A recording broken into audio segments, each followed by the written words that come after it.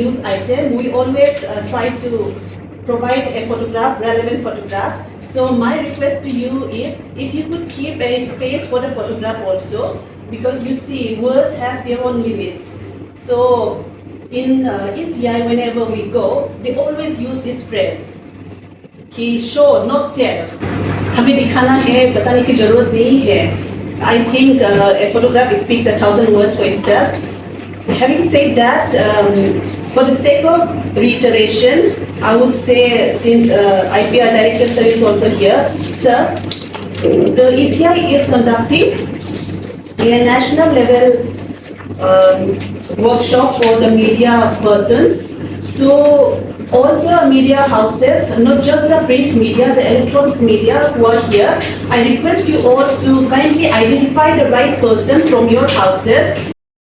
सभी लोगों तक अवेयरनेस तक पहुंचाने के लिए मीडिया हाउस का सहयोग हमें मिले। एक, हमने उनको ये रिक्वेस्ट किया। दूसरा, जो इलेक्शन कमीशन ऑफ इंडिया एक नेशनल लेवल की वर्कशॉप मीडिया हाउसेस के लिए कर रहे हैं, जहाँ पर सारे देश भर के मीडिया हाउसेस के रिप्रेजेंटेटिव्स होंगे।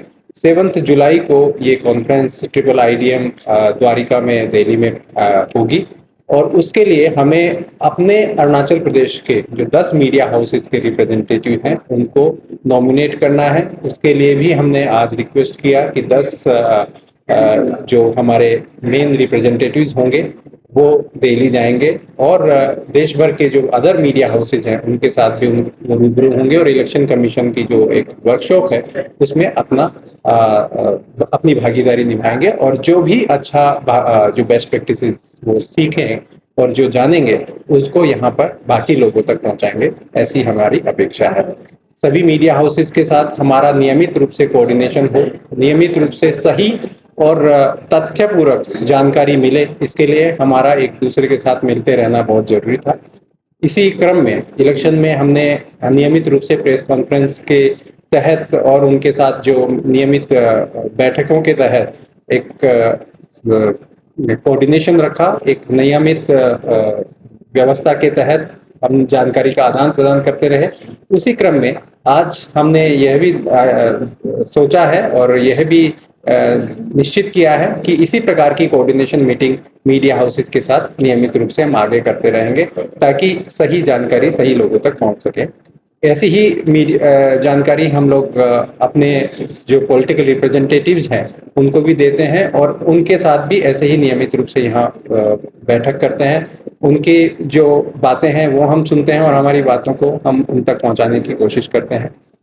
आज इलेक्शन कमीशन ऑफ इंडिया की तरफ से एक और चीज़ जो हमें निर्देशित किया गया है कि जो डिस्ट्रिक्ट लेवल के BLOs तक की भी ट्रेनिंग हम लोग अभी IIIDM जो नेशनल वर्कशॉप जहां आपकी होने वाली है वहां पर 19 और 20 को होने जा रही है, जहां पर हमारे BLOs, EROs और DEO को भी भेजा जा रहा है।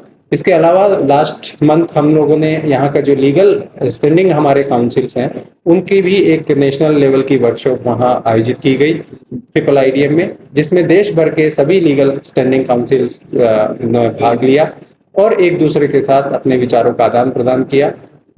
तथ्यपूर्वक जो जानकारी हमें देनी चाहिए थी वैसे ही वहाँ पर दी गई।